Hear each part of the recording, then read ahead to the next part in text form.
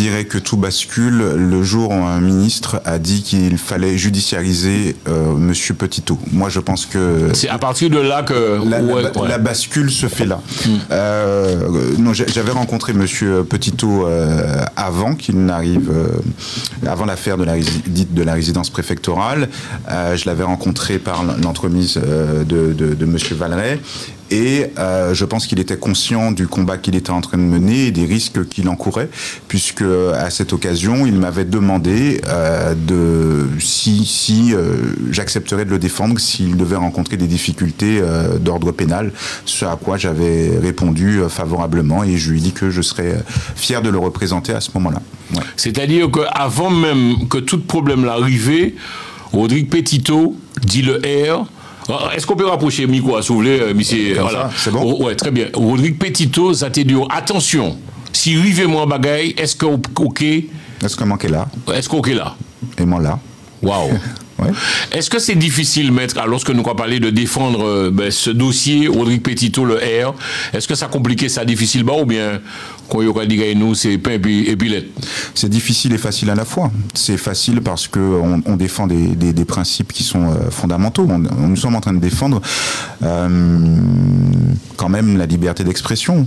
Et donc je ne suis pas seul dans ce dossier. Hein. Je le rappelle, je défends Monsieur Petitot avec Maître Bellemare et Maître Germani et nous défendons quelqu'un qui subit une injustice. Donc moi j'appelle ces procédures-là de la barbarie judiciaire, de l'ignominie judiciaire. Et donc à ce titre, il y a une forme de facilité à rentrer dans un tel combat parce que le sujet n'est pas celui de savoir si on aime Monsieur Petitot ou pas, c'est de savoir si ce qui lui arrive est justifié.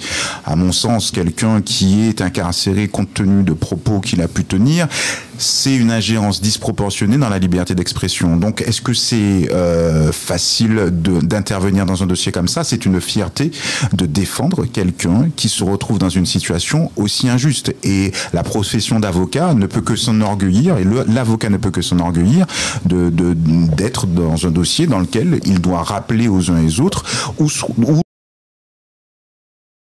doivent se situer les repères et rappeler que le pays qui se dit être celui des droits de l'homme devrait à minima respecter ces principes fondamentaux.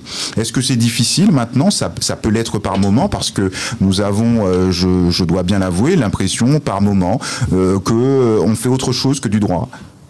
On a un peu le sentiment qu'on est dans une autre discussion et c'est à ce moment-là que nous permettons de dire que nous sommes dans le cadre d'un dossier politique, que c'est un prisonnier d'opinion, que le problème qu'il y a dans ce dossier, selon moi, c'est que on veut priver un individu simplement de son téléphone portable et de TikTok et de sa capacité de frappe lorsqu'il utilise les lives TikTok.